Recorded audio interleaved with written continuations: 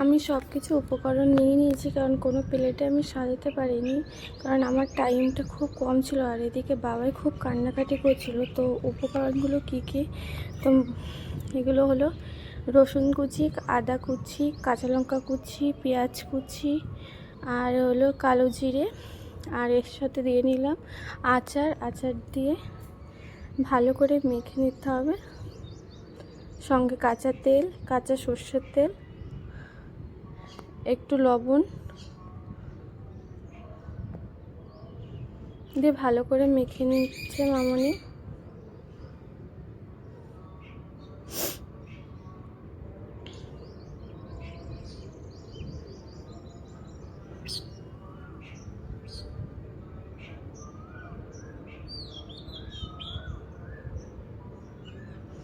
এবার দিয়ে দেওয়া হচ্ছে ছাতু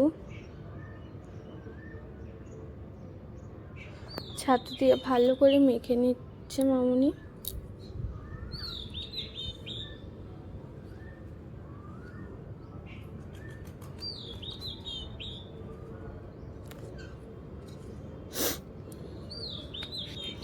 এটা ভালো করে মাখা হয়ে গেছে। এবার এটা সাইডে রেখে আটা মেখে নেব। আটা মাখাটা দেখানো হলো না। এবার ওই ছাতুর পুর করে লেচি করে তার ভিতরে পুর ঢুকিয়ে আস্তে আস্তে করে, যাতে পুরটা না বেরিয়ে যায়, আস্তে আস্তে করে করতে হবে। ওটা পুরোটা ঢুকিয়ে দিতে হবে, ভরে নিতে হবে। তারপরে হালকা হাতে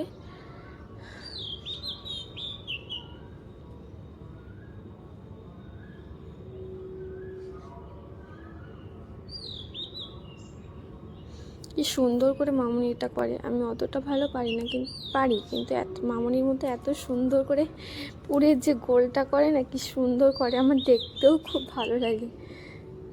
মামনি যখন করে আমি চুপচাপ পাশে বসে দেখি। আমিও চেষ্টা করি, বাট মামনির মতো অত ভালো আমার হয় না।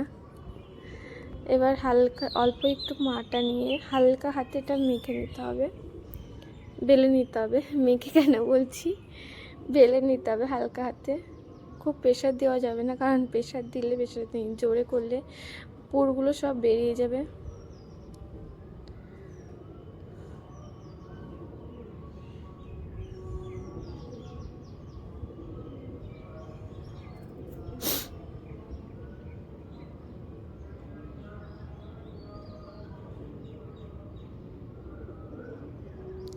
এবার পরোটাটা ছাঁকা হবে। প্রথমে এপিট ওপিট করে হালকা ছেঁকে নিতে হবে।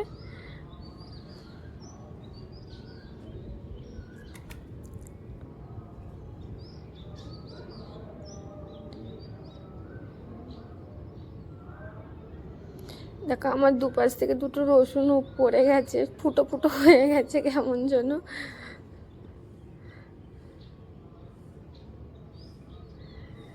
দুপাশ হয়ে হালকা ছাঁকা হয়ে গেছে। এবার তেল দিয়ে নেব, তেল দিয়ে নিই।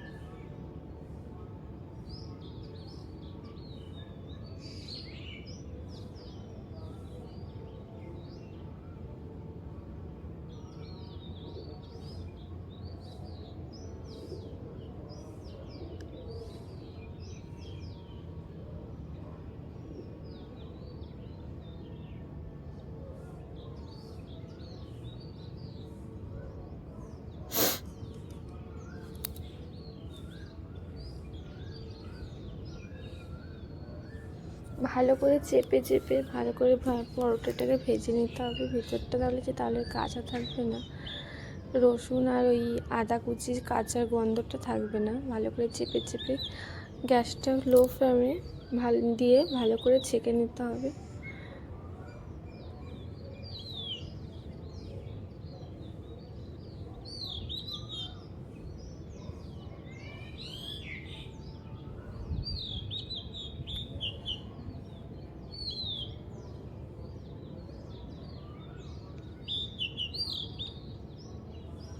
আমার কমপ্লিট হয়ে গেল ছাতুর পরোটা। এইবার দেখো নাম খেতে বসেছে, এদিকে ভাই ওদিকে মাম্মাম দুটো মিলে মারপিট করছে। এ বলে আমি মার কাছ থেকে খাবো, ও বলে আমি মামির কাছ থেকে খাবো। ওই দেখো ওরা মারপিটও করছে।